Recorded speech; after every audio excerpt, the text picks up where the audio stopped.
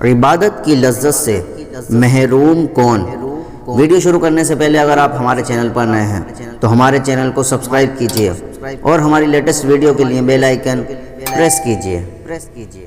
حضرت سیدنا وہیب بن ورد رحمۃ اللہ تعالی علیہ سے پوچھا گیا، کیا اللہ عز و جل کا نافرمان عبادت کی لذت پا سکتا ہے؟ ارشاد فرمایا، نہیں، بلکہ جو گناہ کا پختہ ارادہ کرتا ہے وہ بھی عبادت کی لذت سے محروم رہتا ہے۔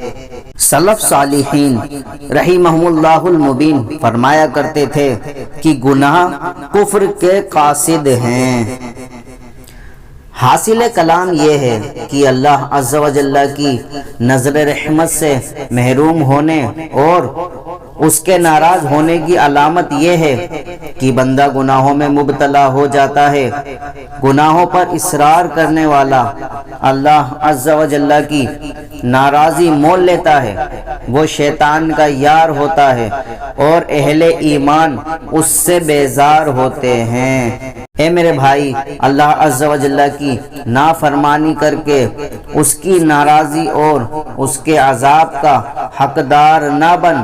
جب تیرا نفس تجھے گناہوں کی طرف بلائے تو اسے یاد دلا کہ اللہ عز و جل تیرے معاملات سے باخبر اور تجھے دیکھ رہا ہے، اور اس کے دردناک عذاب اور بڑے عقاب سے اسے ڈرا جس کی اللہ عز و جل نے نافرمانوں کو وعید سنائی ہے۔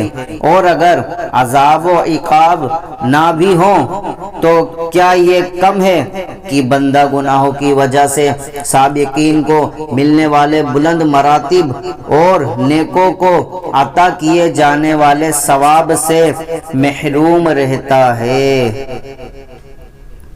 اور کیوں نہ ہو کہ گناہوں میں رسوائی، دوزخ کا عذاب، جبار و قہار عز و جل کی ناراضی اور اس کا ایسا غضب ہے جس کے آگے تمام زمین و آسمان والے قائم نہ رہ سکیں گے۔ ہم اللہ تعالی سے عافیت کا سوال کرتے ہیں۔ اگر آپ کو ہماری ویڈیو اچھی لگے تو لائک اور شیئر کرنا نہ بھولیں۔